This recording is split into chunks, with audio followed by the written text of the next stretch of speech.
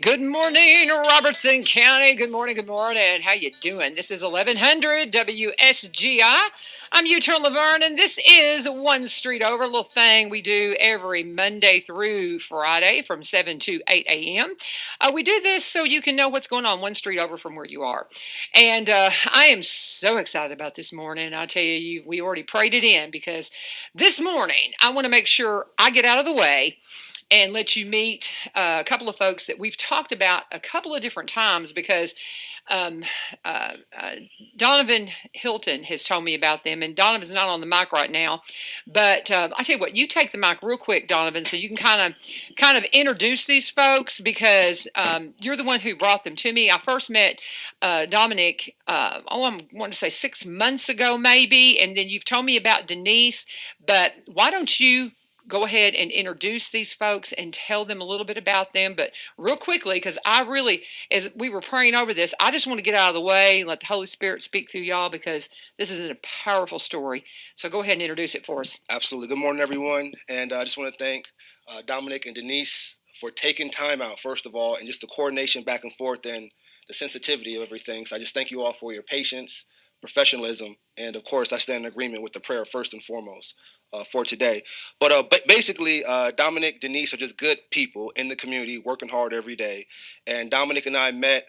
We were actually heading to Bordeaux in North Nashville to join Judge Joe Perry for an expungement clinic that was being hosted in North Nashville and how to bring that to Robertson County. And so in that, I had a chance to talk with Dominic, and he shared his story with me and also his insight as far as what he's learned. And so we invited him down on the show, a great conversation. And Denise had made a comment on Facebook, and I just reached out, and I wasn't quite sure if that was the correct lady, and I didn't want to speak out of context with that, but she reached back out to me, and we've been able to build a great relationship since. And so today, the two finally get a chance to just talk and share with us, and we can all learn, grow, and work together.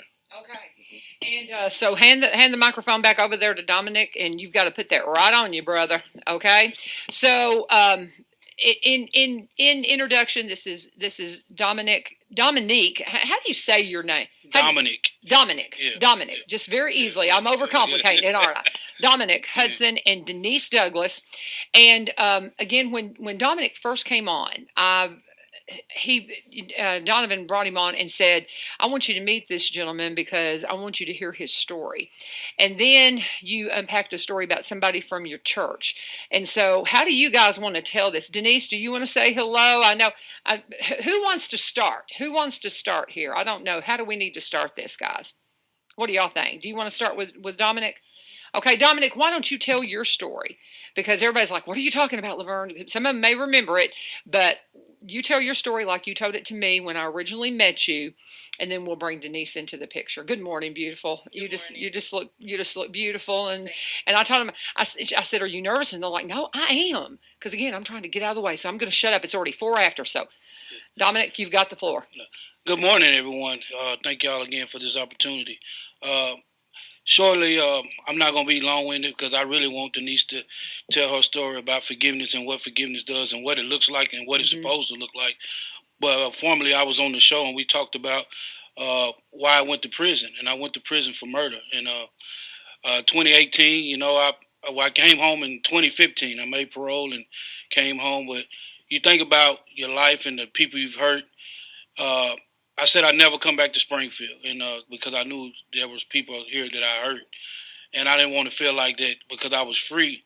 That I wanted to turn them around my freeness in their face because they were still hurting. But I went through I ain't gonna say a bad relationship, but I went through a breakup, and it caused me to really examine my life and where I need to be and what God wanted me to be. Well, a friend of mine invited me to City of Faith, 2018, and Family and Friends Day, and I was sitting on the back row. And I'm not the type of person when I go to church, I'm not trying to be seen, so I just sit back and just enjoy the service. If I like it, I like it. I come back. But I was sitting down on the back row, and a lady came and touched me on the shoulder, and she like, after right before service had ended, she like, can I speak to you? And I turned around, I'm like, oh Lord, what I do to this lady, you know? And I said, yes, ma'am. So I got up and we went to the foyer on the outside of the church, and she looked at me. She said, "I'm Larry's sister." And she said basically, "Do you remember me?" Yeah, Right? And you were like, "No." no. And who's Larry? yeah, well, I knew who Larry was, but once she said that, we both broke down and cried. And she just like, "I love you and I forgive you." Clarify And who Larry is, because that's one thing I think you because whenever you originally told me the story, you were talking about how that the what happened when you went you had to serve time for this murder, and the reason you didn't want to come back to Robertson County is because you knew the victim's family was here, Yeah. and you didn't want to further hurt them. Yes, ma'am. And so that's why you wanted to stay out of Robertson County. So Yes, here ma'am. you are now in church, and County. you get a tap on the shoulder, and this is your victim, Larry's sister. Yeah, sister. At the time, this day, both his sisters was at church. His dad was at church. Mm. I had no idea. Wow. But God orchestrates things that need to happen in life. Mm-hmm. And I tell people, your worst critic is yourself. And myself, I'm still going through forgiveness with myself, but this kind of helps. Mm-hmm. Her saying she forgive me, one of her sisters saying she loved me, she forgive me.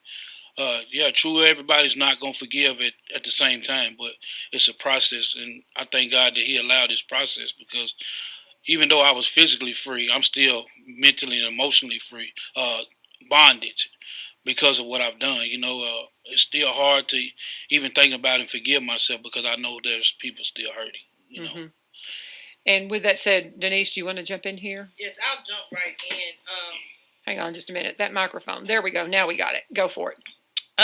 This date right here is so in line with everything that occurred. So we just had the first Sunday in June. And it was the first Sunday in June when Dominique would come to our church on Family Day. And I was close to the front, so I did not see him there. But other people made me aware that he was there. And I mean, my family was packed in there. At the time, my dad was also a member at the church. And so, I mean, all of my aunties, my stepmom, my brother, my whole family was there. And so I was in the spirit. And so I really didn't get the fact that Dominique was there. Then my baby sister, she runs up at the end of service and she said, "Did you see Dominique?" And I was like, "No, I didn't see him." Uh, but I saw a guy earlier when I had turned around, because when a lot of families come in and it's not their home church, you tend to look for them. So I kept looking around, and I did see a guy in a suit, but I really didn't recognize it to be Dominique at the time. And just to go backwards a little bit, um, I was the one that kept running into Dominique. And see, I didn't know Dominique before this, and so I didn't recognize him not being in prison. And so right down the street here at the store would be the first encounter where I saw him. And I was getting ready to enter the store, and he turned around. You just turn around when somebody is entering the store.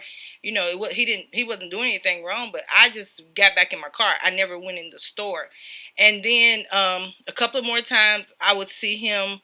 I saw him at Kroger. Then I seen him. He was having his engagement party, and I don't even. A lady from our church just called me to help her with something, and I would be there, and I see him then. So I was the family member who kept running into Dominique, and so going back to the Family Day and him being there. So it didn't even cross my mind.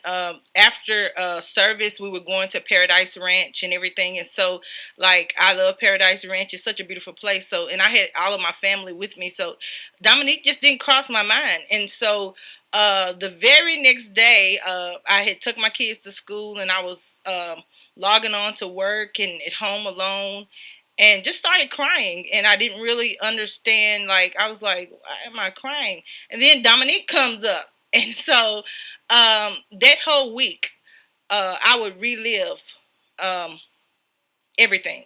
Mm-hmm. I would relive the moment when they called me at home. I was pregnant. I was 7 months pregnant with my son. And so I would relive that moment. I would relive the moment at North.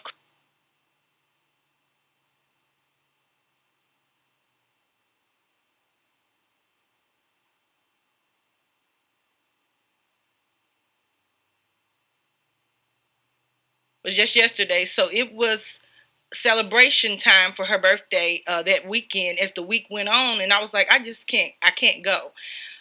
But it took everything in me, and I did. I went to the celebration and everything, and my dad at the time, he was living in Goodlettsville, and so I stayed at his house because celebration was in Nashville, and so long story short, I'm sitting on the couch on that Saturday afternoon. It was raining outside, very gloomy. Hadn't shared my week with anyone in the family. Nobody, just they didn't know. They knew Dominique was there that Sunday, but they didn't know what I was living through that week. And so I get a call to do testimony at church that Sunday. So that would make it June 8th, today's date, when I first did a testimony. And so I told the pastor, I said, you will need to be praying now until you see me on that stage and during the time. He had no idea what I was going to speak about. But I knew God had confirmed everything. I knew what I had to do, and I knew what I had to speak on. So, and I didn't want to tell anybody because I didn't want anybody to say this or say that. I really didn't want to hear what everybody else had to say. I was really listening to God at the time. And so I knew that God had done this for me and for Dominique. And Dominique, he wasn't there. He wasn't at our church when I gave that first testimony or whatever. But God told me to forgive Dominique. And me reliving that, it just confirmed everything. It was time. Um, and I didn't have any doubt, and I don't have any doubt now. God has never failed. He's never forsaken us. He's never led us down a path that if we listen to him, we'll go down the right path. He's never led us down the wrong path. And Dominique, he does make it easy for me. He's very respectful. So I would give that testimony at church, June 8th, 2018. Then Dominique will return to our church June 24th. That was men's conference. He will return to our church that weekend. So I'm in the balcony at church. My birthday was the day before, so I got to church a few minutes late. Church was packed out. We had a guest speaker. But my sister, my younger sister, she would text me and say, are you having a guest speaker at your church today? And I was like, yes, we are. So her car was in the parking lot when I got there. She was already seated. The church is separated into 4 sections. So I was in the balcony, right-hand side. My sister was on the right-hand side of the church. Dominique was on the very far left-hand side of the church. And so, I really, my sister was just boohooing, crying, and I was watching the whole time. I was like, I hope my sister doesn't see Dominique, whatever, after I seen him. But my sister, she was boohooing, crying, or whatever. So I come out of the balcony, and I was soothing my sister, comforting my sister, and I looked over at Dominique, and her friend was with her. I was like, you got her or whatever. So I just went pat him on the shoulder, as Dominique said. I pat him on the shoulder and I was like, can I speak with you? And I took him in the foyer and I asked him, I said, do you remember me? Do you know who I am? He said, no, ma'am. And I told him who I was. I said, Larry Turner was my brother. And I said, I forgive you. I said, I don't know if you heard, because I didn't know who invited him to our church. But, I know, people had heard about my testimony. So I was like, I don't know if you heard, but I forgive you. And I said, God did not create you to murder. I said, God created you with purpose. I said, and you have purpose in life. And I just from there, I really everything just went. And I asked him, I was like, my sister's here. I said, can you talk to my sister? Dominique, he was like, I've been waiting 10 or 12 years to talk with you all.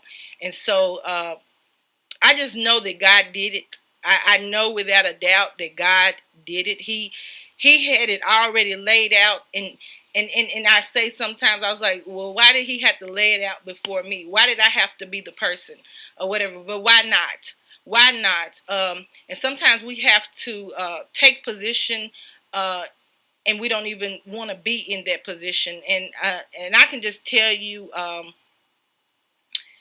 after I gave testimony, Pastor Gardner, he said to me, he said, everything that has happened to you, you have justifiable reasons not to forgive. He said, but God, he told you to forgive, and that's what you're doing. He said you're on the right track, and we do. God forgives us, and so we have to forgive others. And there's so many benefits with forgiving people that it's really for your own self. Uh, my whole family has been through a lot of sickness, a lot of illness, and unforgiveness is the root of illness. And I just believe that. And I just choose to forgive. And with forgiving Dominique, it has allowed me to forgive a lot of people. And it has made forgiving easier for me because I can always refer back to Dominique. And Dominique, he asked me, I just remember July of 2018, Dominique asking me, was it okay to join our church? And I was thinking, who am I? Who am I? But God, if God sent you somewhere, you better stay planted. So I just feel like that God sent Dominique uh, to our church, and it has allowed others to see forgiveness in a way that they would never see it before, and I just think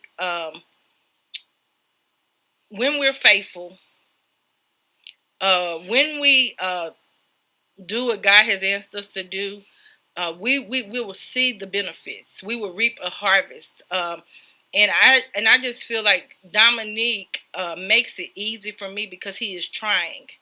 Every day I see him trying. I see him trying and trying and trying. And to encourage him, it's just like encouraging a brother of mine. My brother, Pootie, we called him Pootie, his nickname Pootie, Larry Turner, had 4 kids. One, we lost her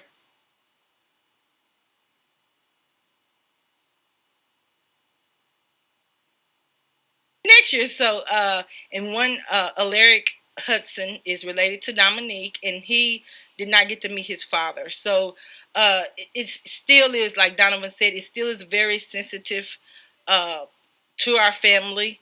A lot have not forgiven, but I think that it is possible. I think it is possible. I think it's doable. I was a person who really never said I was sorry. And so it has taught me a lot because I became hatred will poison you, and I just like it never crossed my mind that I even had to forgive Dominique. And I was in church, I did know God, but I did not have it on my radar to ever forgive Dominique until that week after family day, to until somehow, and I know God will keep you in a cloud.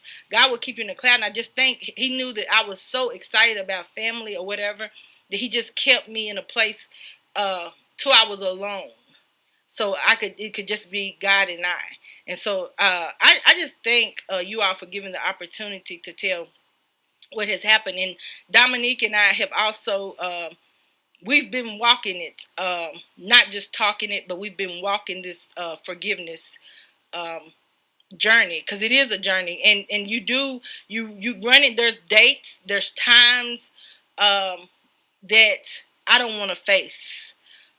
Sometimes I can look over there at Dominican church, and it helps me.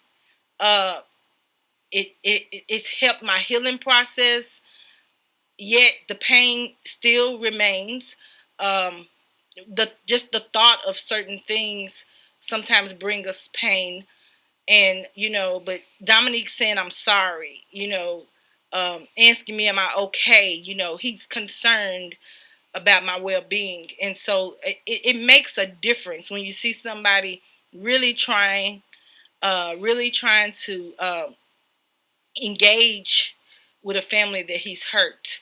And that hurt, I tell people, I have lost a lot. I have lost a lot of close, immediate family members in different ways. But murder, um, the quickness of everything that occurred, um, traumatic, and going through all of the different what do you call those, Dominique? Um, The stages parole of grief. hearings. The pro hearings. Oh, okay, the pro hearings. So okay. I was speaking about the parole hearings, and Dominique and I have done a class together, Overcomers 9 a.m. at City of Faith. Wow. And we actually done it on forgiveness. And Dominique was able to play the parole hearing tape for me and play me. And so, like, I would never like to be that angry. I would never like to be that angry again. Never in my life. Just hearing myself, I know that it didn't even sound like me. But when you are fighting and not allowing God to fight, you become angry. You hate builds up in you. And so if I have anything to just share with anybody is to don't get to the point where you're poisoned with hate, where you're poisoned with bitterness, because it will change who you are. Like, just listening, I was like, that is not even me, but it was me. It was me hurt. It was me not knowing where to put my hurt. And so I just thank God for, I know that He did it. And I say it all the time, God did it. And I know without a doubt it was nothing that I could do in my own strength. But I know in God's strength I could do anything. The word of God tells us, God can do the impossible. And we have to allow God to do the impossible. And I just thank God that week I allowed Him to do the impossible, because if I would have got in the way, we wouldn't be sitting here today. Mm-hmm. Oh man, beautifully said. Like I said, I just wanted to. That's the story in a nutshell. Dominic, do you want to go next? Do you have anything you want to chime in here? Because I mean, all my commercials can wait till the end. I want to tell the story. I mean, we can get all the business done here at the end. I don't want to interrupt the flow of this. Do you want to chime in? And like you said on her parole hearings, I went up for parole 5 times, and she was the loudest one in the room. Just thinking about the situation and everything that happened, I knew it had to be God. I know I've ran into Mr. Larry, which is her dad. I've ran into him a lot of times. He's the one I've ran into the most. He would make me aware that he's seen me and I seen him. But I would always shun myself because I knew I could see the hurt in him. And I was like, well, I just don't want to make that wound any worse. So I used to really run. And people were like, why are you running from him? So many times I want to reach out and say something, but I know I need to let him do that first because I know he's not there at his healing point. But I know God can do everything that He said in His Word, and I thank God for Denise because the days that I feel down, the days that I feel like I just don't want to go anymore, I get a text or a call and like, you are a man of God, and whatever God said you are, regardless of what people think about you, or regardless of how people see you. And she tell me, go ahead and pick your head up and just forgive yourself. And that's been, like I said, my hardest point, just to forgive myself, because I know there's people still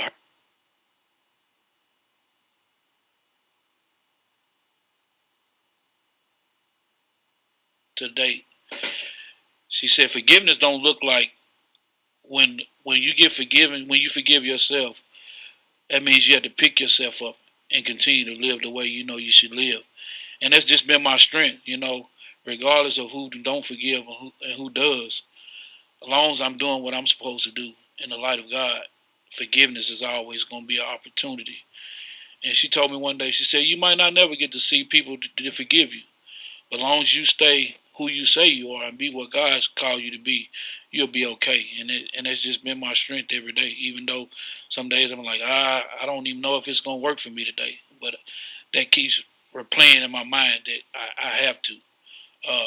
And me and my little cousin, Alaric Hudson, just looking at his face every day, knowing that he'll never get the opportunity to meet his dad and seeing his kids. I don't know many of them, but I know him when I see him on Facebook. And I remember his daughter before she passed. I inboxed her and said hello. They didn't know who she was. And I commented on one of her pictures and I said, beautiful young lady. They didn't know she was a daughter. But she said something to her auntie. I mean, it brought about a whole lot of stuff that I wasn't ready for. Brought about a whole lot of feelings that I had to face. And I had to tell her I was sorry too, And even looking at my little cousin Larry, I see him every day, being that he's my second cousin. It's my cousin, first cousin's son, and I see him every day. And now I'm getting the opportunity to do stuff that Larry may not ever get to do with his son. Like last week, we went trying to teach him how to drive and just do stuff that I know I should do. Men giving back to the community to these young men, that showing them, regardless of the we've been shown in our communities, life can be different.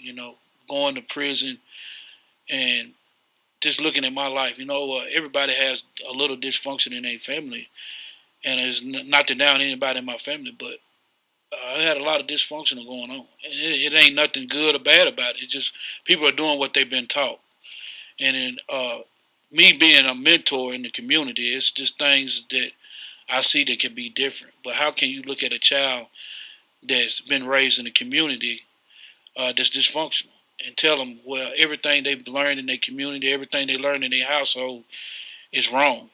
There's no way of telling a child that unless you show them something different. So we have to take these kids and show them something different in our communities in order for their lives to be changed. Other than that, they're going to continue to do the same thing they've always been taught. So that's what I've been trying to do in my life, as trying to be a godly man, trying to be not just also godly, but also just be the man that I'm supposed to be. Uh, do something different, even though it don't feel comfortable at times. Just come out of my comfort zone and be spontaneous and do things as long as it is affect me in a positive manner. But Denise has been a great person in this process because she didn't have to, but she obeyed God and forgive anyway. A lot of people won't ever get there because God tells us in His Word what to do. But a lot of us don't do it. Like Paul said, I do is what I'm supposed to not do, but I keep on doing the things I'm supposed to do, I can't do. But she, like she said, God gave her the strength to do something she couldn't do. It let her know that God was there and she obeyed. And I just want to be that obedient because, yeah, I hurt people and I'm still hurting people to this day. And I just want to be obedient and be able to live beyond the hurt that I'm causing. Because they say hurt people. But we can also change that narrative. Heal people, heal people. So, Amen. and which is what we're trying to do in our community. Just bring about healing and be what God called us to do. Because Pastor Gardner told us one day in Bible study, he said, one thing Jesus is probably looking down and telling us, we all have got it all wrong. Things that we're doing in churches and things we brought up doing in church being traditional, we have missed the mark. And God is calling us to stand on the mark that He's sent Jesus here to do. And once we be obedient and do what Jesus came here to do, our world will be a better place. Amen. Amen. Amen. The story of forgiveness, that's what just so powerful. A couple of things that you talk about mentoring the young people that are dealing with dysfunctionality in their homes, and the example that you guys are setting, because so many kids come up in dysfunction and they have this bitterness of like, well, you don't know what I've been through. Well, you don't know what they've been through. I mean, well, you do know what they've been through because they're sharing it so honestly and so truthfully. And the forgiveness, again, I said this at the beginning, this is the gospel message. Forgiveness, redemption, love, and healing. That is the gospel message. And you guys are just living it out and shining it. And I can't imagine a better message to mentor to those who are coming after you and those who are alongside you, your peers, your family, everybody. Just an incredible message. I'm just again speechless. Don't really want to muddy the waters with anything that might come off of my feeble mind. But do you have anything you want to share here, Denise? I was just thinking as Dominique was speaking, walking a purpose-filled life, that speaks for itself. We want to say this, we want to do this, but people can see your walk. And that's what I see in Dominique. I see him on Sundays. I see him on Wednesdays. I see him on Saturday at church.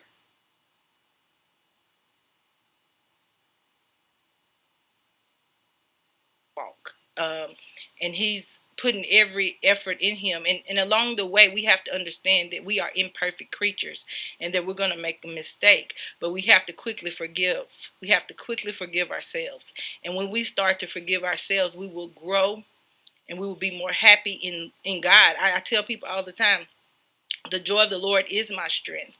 And when you really feel the joy of the Lord, it makes a difference. And when you're walking for him, and you're doing the best that you can, you will feel that joy and you will feel that strength at the same time, and you won't know where it came from. And that's what I want to say earlier. Like, I'm a shy type of person. I don't approach people, but when I approached Dominique, I felt like a giant. I felt, and it was only God. I know it was the Holy Spirit in me allowing me to approach him, because I would never walk up to anyone and approach them like that in church at that and ask them to, walk out. So I know it was all God working. And so I tell people, allow God to do what God does best. Allow God to do what God does. When you allow God to do what God does, it changes everything. It changes everything. God, when you put him first in everything that you do, it just changes everything. And sometimes we mess up. We forget to pray. We forget to say Jesus, Jesus. I tell my kids all the time, when you're taking the test, just say Jesus, Jesus. Just whisper. But sometimes when we forget, we have to go back. We have to go back. Go back. Never leave God out. So I would tell anyone not to leave God out of anything that they do. And Dominique was speaking of dysfunction. Dysfunction is in every family, and we sometimes we mask it so well. We mask things so well, and we don't want to share the dysfunction. But we need to release that dysfunction. We need to get the dysfunction out.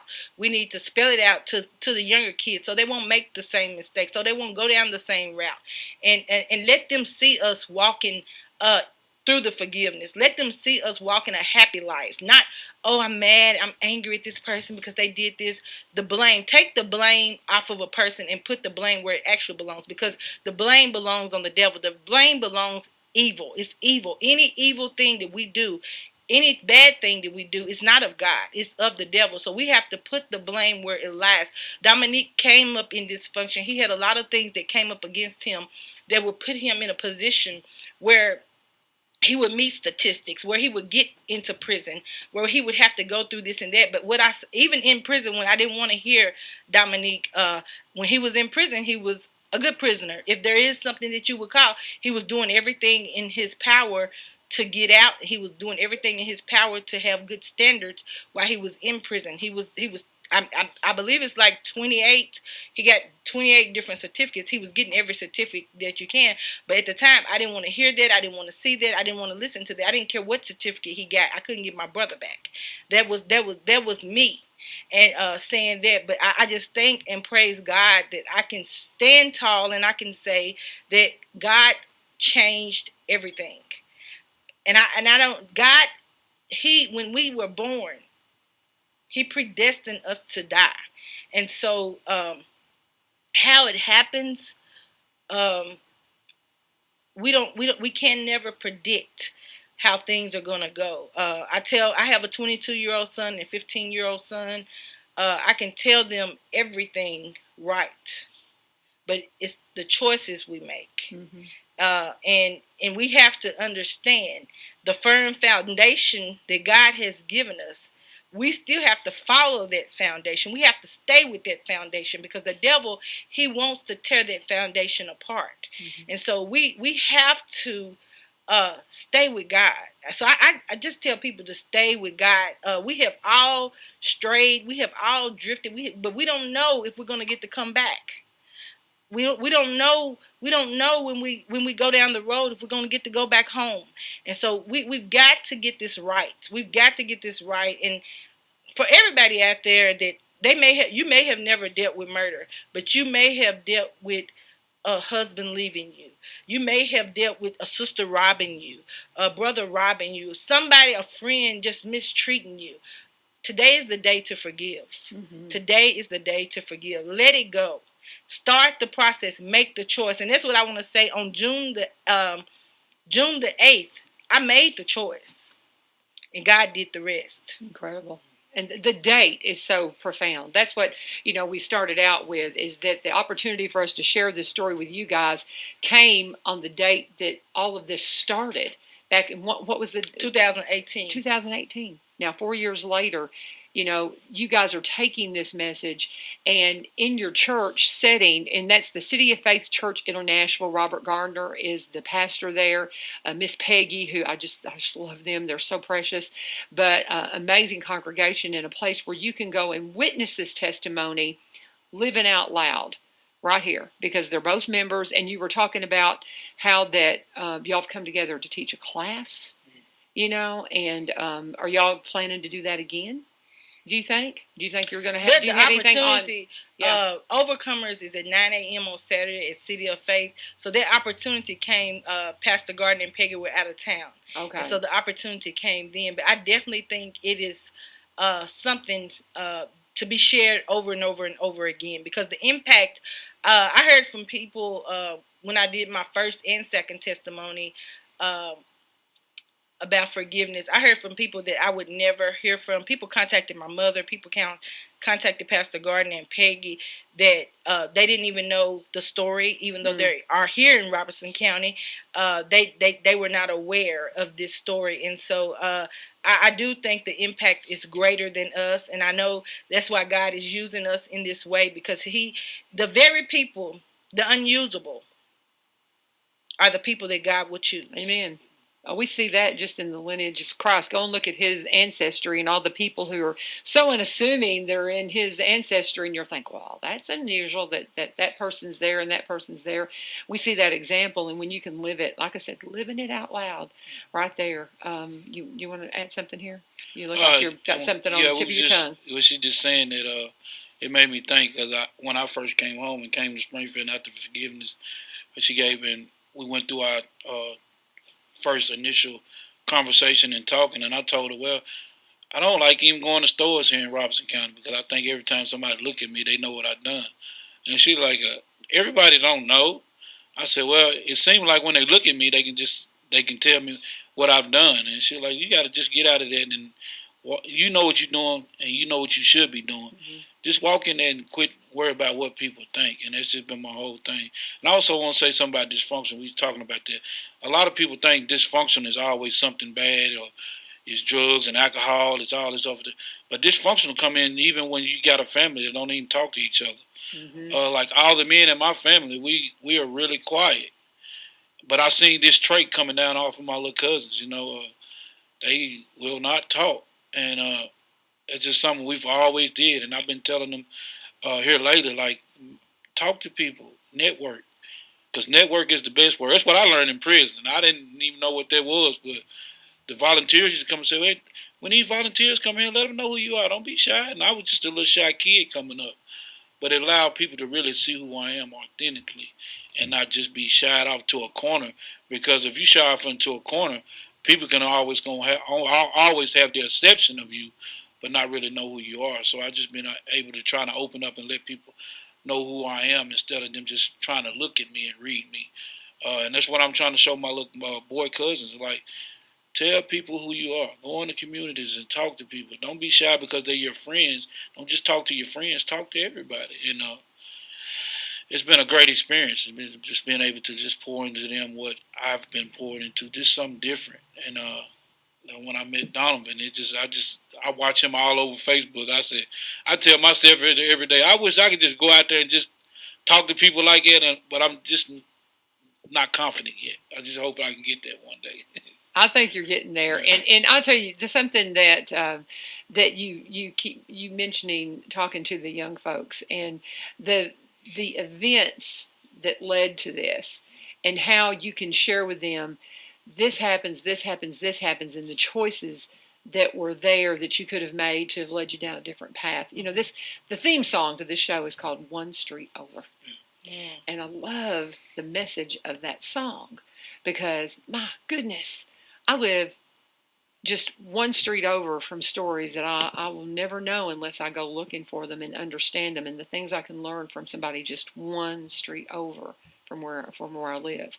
breathtaking stories, the stories, like you said, of testimony. That's what we're called to do. That's what we're called to do in our churches, and we have so forgot to do. That's why so many churches are just falling by the wayside, because we're not being real. We're not sharing what God has done in our lives. And how can you influence the young folks coming on, and the folks, again, that are our peers, that are just locked in, they're just locked inside their lives, that are just so dysfunctional in and of themselves, if we don't say, hey, I've been there, here's what happened with me, and really helping children to not walk down the horrifying path that you guys have had to walk down, by just saying, make better choices, right? And because, I mean, and do you have a place where you do talk to kids and you say, here's what happened, here's the choices that here's what led me down that journey, and here's what I want you to be aware of and be alert for? Do you do that as part of what you're teaching and sharing with folks? Yeah, we got a ministry at our church called Youth Focus, and it's geared to the young adults, young children, teenagers, and we from time to time we separate the girls from the boys, and it give me an opportunity to actually tell my story, because a lot of times kids, they see me in church, they see me as a minister, but they don't know how to be open. So I try to take off that hat and let them see me as Dominic, and let them see it well, because you see me in ministry, you see me up here, it's not all glimmer and glamour. You know, I have shortcomings as well, and I'm able to be open and honest with them. You know, and let them know, look, I have those thoughts too. You're no different, and I'm no different from them. You know, and what I found, like, just amazing here in Robertson County, I ran into a guy at the store yesterday, and he said, I see you in Springfield, son. He said, you know people down there? I said, my family's from Springfield. And he said, it's one thing I admire about Springfield. He said, everybody knows everybody. And I said, well, and it's true. But the problem that I've had lately that I'm looking at, crime is coming into our communities. And it's destroyed a lot of the families. It has destroyed a lot of the family kinship that has been in this community for years and years before we was even thought of. But families knew families, and families took care of families. And I look at the families knew families, and families took care of families. Yeah. That needs to be on a sign. Families knew families, and families took care of families. Yeah, and yeah, love that. And I just thinking about my crime that I committed, and I just think about I'm kin to Denise on my dad's side. My Through this whole process, my dad has reminded me, like, you know, your kin, you know, they break it all, the lineage down and stuff like that, which I didn't have no clue. And it made me think, like, wow, how did this happen? How did we both get in a position where one life is taken? It's because a lot of times we try to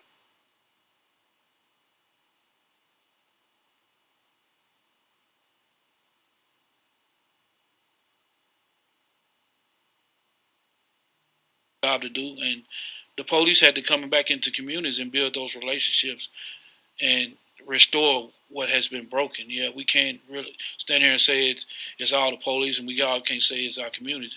It's all of us. We're in this together, and we have to make those decisions to make things right. But I looked at my situation. My dad and Mr. Turner, Mr. Larry, her dad, are very close. They go to games together. But it's kind of hard for me to be in that space because of unforgiveness and what I've done. You know, I can't take it lightly because he's hurt. He'll never get to see his son in the light that my dad get to see me, and I know it hurts. I can imagine. I couldn't even imagine the pain he must feel because I lost my little brother, and I look at the pain in my dad's eyes when we talk about my little brother. So I can just imagine how Mr. Larry feels. So when they're together, my dad like, well, you can't go today because Larry's gonna be there, and it hurts him to tell me no, I can't go. But he knows the position that he must hold to keep Larry some kind of sanity, to be able to enjoy his peace while they're together. And it's just amazing what God can do. I sit here and we just talk about forgiveness all day long, but I couldn't do it in my strength. She couldn't do it in her strength. And to be honest, I never thought this moment would ever come. I really didn't. I didn't even think about that God, even God, that there was a God that could forgive me. I can read His Word all day long, and they can say, "God forgive you, and you can walk in a new life. You can be free and do this and do that." But until Denise forgive me, I can. That's the only way I was able to see it. That God is real. That's what really made me think and knew. No, God is real. And she talks about the dysfunction and about what we do in our families. And some people might not be able to make it back. I can tell my testimony too. At 15, I was ordained as a youth minister, and I strayed and I went to the streets, knowing better. I went to the streets and toting pistols and selling dope and doing all these different things but it was because of some more dysfunction. I watched my brother commit suicide, and I said, "Well, God, if you allow me to see this, you don't love me." And I just ran and done what I thought I was be big enough to do. But God gave me the opportunity to make it back. Like the prodigal son. But I tell the parents that's out there with their kids, don't wait till your son come home. Go out there and get them. We so busy waiting on our kids to come back home. Well, they gonna come. They gonna come. We got to go out there and get them where they are. Because they don't, they'll never feel love, and they always walk into things they know they shouldn't, but it makes them feel whole at that moment. And so if you're sitting on your couch waiting on your kids to come home, don't sit there. Don't wait on the prodigal. Be like the prodigal son, praying and hoping and wishing, praying, hoping and wishing their child would come back home. Open the door and go out there and get them, because that's where they're going to be found. That's where they're going to verify that they are really loved.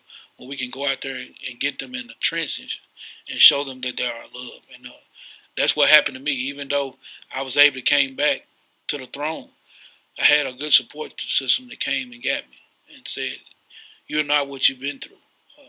You can make a difference. God is going to use you, and God is doing just that. Not in my strength. I wake up every day and thinking like, God, how can you use me?" And like she said earlier, He said, "Why not?" It's people that need to hear forgiveness. A lot of people will never see it. I hear a lot of people say, "I would never forgive that person." But Pastor said this Sunday, secrets make you sick, and forgiveness keeps you down. So you just got to forgive, regardless of the pain, the hurt. And it's a daily process. I can imagine what she go through on a daily basis just to keep saying she forgive me every day. Because she told me once before, "I just didn't forgive you on in 2018. She said, "I forgive you every day." And it's an everyday process, and I can just imagine what that process going to be going forward. God brings healings, but the pain, like she said, the pain is still there. And forgiveness allows me to live in the present. And so I think when people uh, look at it, it's not easy. I say it all the time. It's not easy, but it's necessary. It was necessary for me. And as I was sitting here listening to Dominique, living in the present means that I'm alive today, because I was half dead living in the past. And it brought things back to my memory when God first told me to forgive Denise. It was 2015, and that's why I know God was orchestrating this thing in a way. God would tell me to forgive myself. Um, it may have been like a couple of weeks after one of the hardest hearings that we had went with Dominique in 2015, because we would know that he was going to get out. Oh, wow. And so let me kind of restate that for you and make sure everybody gets this. So it was in 2015 where God said, "Forgive Denise." So he led you to a forgiveness of yourself before you could get into a place where you could forgive Dominic. Exactly. See, and that has happened in my own life where I was having a hard time forgiving somebody, and it's when I forgave myself. So what you're echoing, I can say, "Amen, sister," because I walked through that same walk. So it was when you were able to forgive yourself for something that you were able to offer forgiveness to Dominic. 3 years later. Wow. And so, and I mean, just knowing that he was gonna get out, like I just remember, like that being one of the hardest times for my older brother and his wife. She was like, "Dean."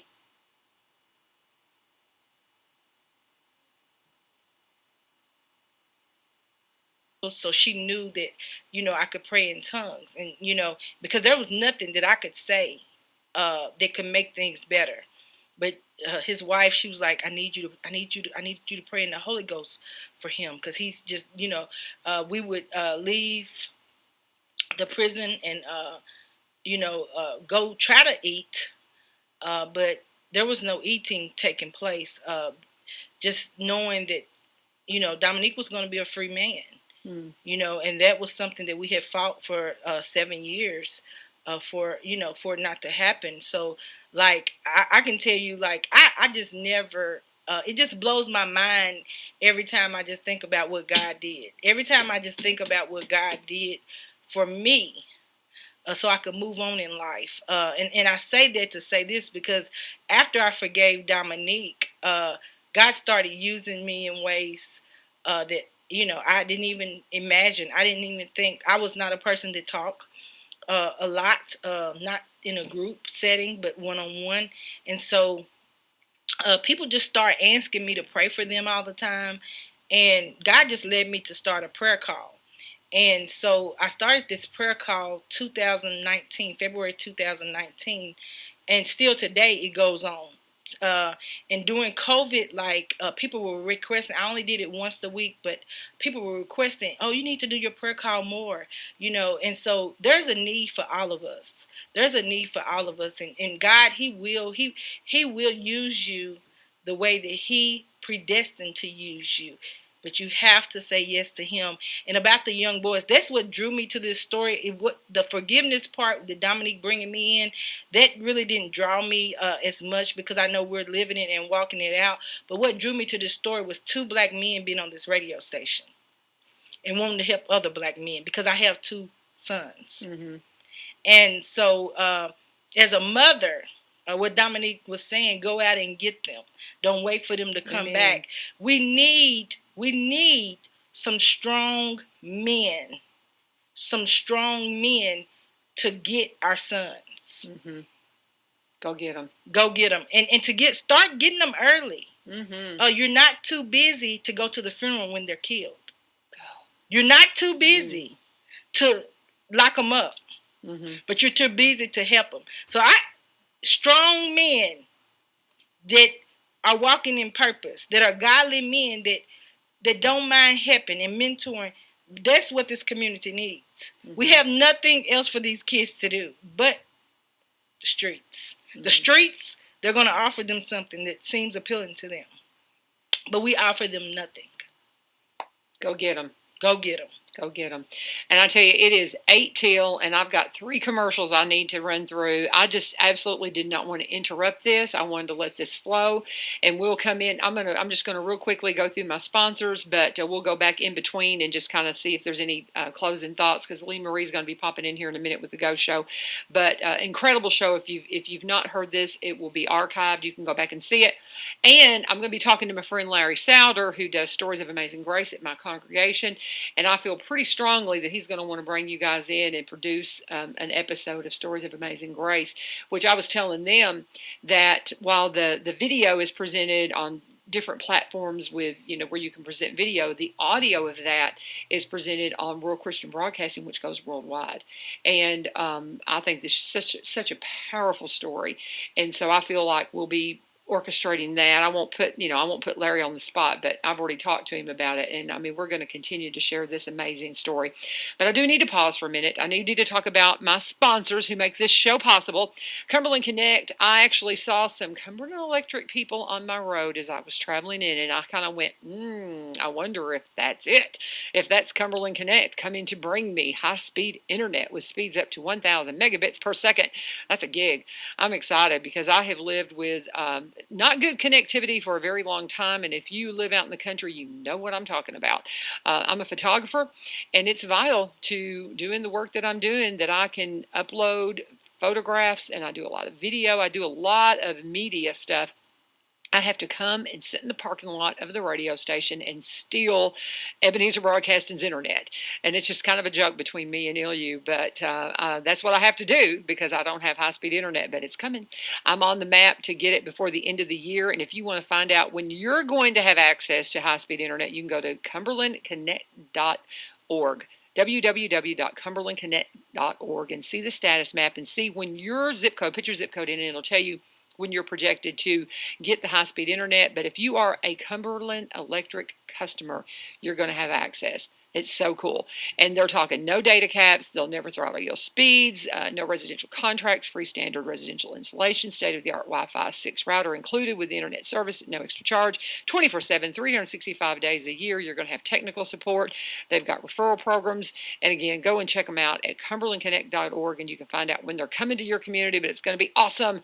High-speed internet coming to you, and tell them when you talk to them that U-Turn sent you. Okay, here we go. We're going to go. Any thoughts that we need to get to before we kind of start wrapping it up? And I got to get right to another commercial. But anything that we're missing that you guys want to share before we kind of get to the wrap up here that you think? What about you, Donovan? Donovan's been so quiet and just sitting over to the side. I mean? And I got to tell you something. You couldn't see the tears and things that were flowing in here, but just the emotion of this morning has been so powerful. And you yourself, because I think when you first heard this, I remember when you first introduced me to Dominique, you were in tears sharing the story, because we all have people that are close in our lives that we can empathize, and I can't imagine what you're going through. And so as we think about those precious people in our life, our children, our brothers, it comes to mind. And so your heart just breaks for all of you. And so, I mean, do you have anything you want to add? Because we're running out of time real quick. Just thank you both for just taking the time out for speaking. And again, thank you to your families for just allowing me to engage you guys and to bring you onto the show. It's such a sensitive situation, but I really appreciate you. And as you guys were speaking, I'm just thinking of my family and my sister. And I just know there's certain people that, so the spirit was definitely filled. I couldn't stop crying just because I appreciate you both. And I appreciate your families for trusting you all to come here today. Thank you so much. And I tell you what, let's just go ahead and pause. Let me go do ahead. I'm just cramming the commercials in here. Forgive me, my sponsors, but I think you'll understand why as you go and hear this powerful testimony. But we do want to mention Corbin Creek Greenhouse Gifts and Gardening Center. They're open Monday through Sunday. They're open 7 days a week right now. You can go see them from 9 to 6:30. They'll be at the farmers market on Saturday. You can go and check them out, and they'll have everything you need, including those beautiful flowering baskets everybody wants on their porch. But you do have to water them. I'm notorious for not putting enough water and stuff and killing plants all the time. Got to water that stuff, y'all. But they're also your source for CBD. If you've got arthritis like me, it is a game changer. It has been emphasized to me even more importantly lately, and I'll explain that later. But it has been a huge game changer for me when it comes to my arthritic pain, and it really may be a help for you. It's also great for bug bites. I never knew it, but we found that out from Brian Pooley. We'll talk to him about that tomorrow. But this summer, add something to your life that will really help it, and it's natural. It's produced from the plants that her brother Bill grows right here in Robertson County. This is Robertson County CBD. If you're interested in finding out more about it, go to the source, and that's what you're going to get at Corbin Creek. Again, they're open 9 to 6:30, 7 days a week right now. You can go call them at 615-384-3185, 615-384-3185. They're at 4920 Highway 161. They will be at the farmers market. They're friends of mine, great sponsors of this program, and when you talk to them, always tell them U-Turn sent you. Finishing it up here, you guys. Any parting thoughts, and then we'll kind of wrap it up with my last sponsor and bring on Lee Marie for the Ghost Show. Any parting thoughts? Go ahead. Well, just thank y'all very much for this opportunity. Also, just thanking God for doing the impossible. Thanking God for just being who He is in all of our lives. God never fails, and what His Word said it is, His Word is true. And I just thank Denise for agreeing for this opportunity. Just showing what God can do. It's not in our strength, but all in God's strength. Amen. Amen. Denise? Thank you for the opportunity as well for having us on the show.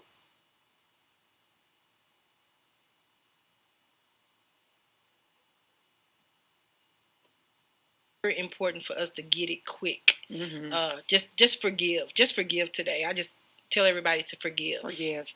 I think, again, I have signs all over my house with things I liked about the family. They knew each other and they took care of each other.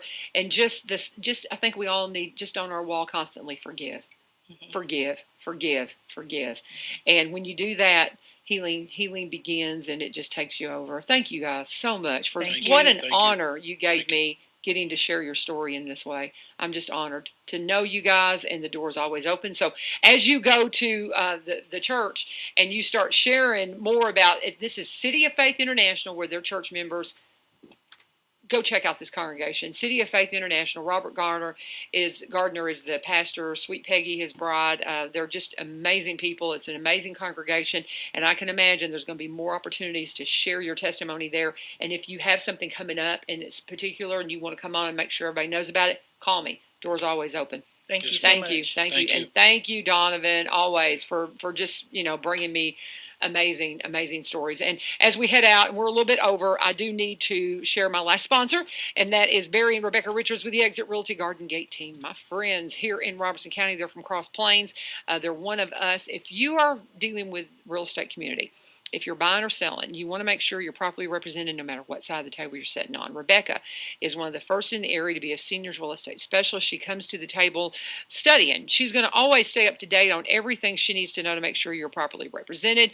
And then you've got Barry, who is a marketer, who came out of a marketing background. He's vice president of a marketing company for many years, went into real estate a few years ago full-time with his wife Rebecca, and now he is so busy that that's all he can do. He's even given up his beekeeping, and that just, I can't hardly believe it. That's what their whole family's been in that forever, but they are busy, and that tells you that they're good at what they do.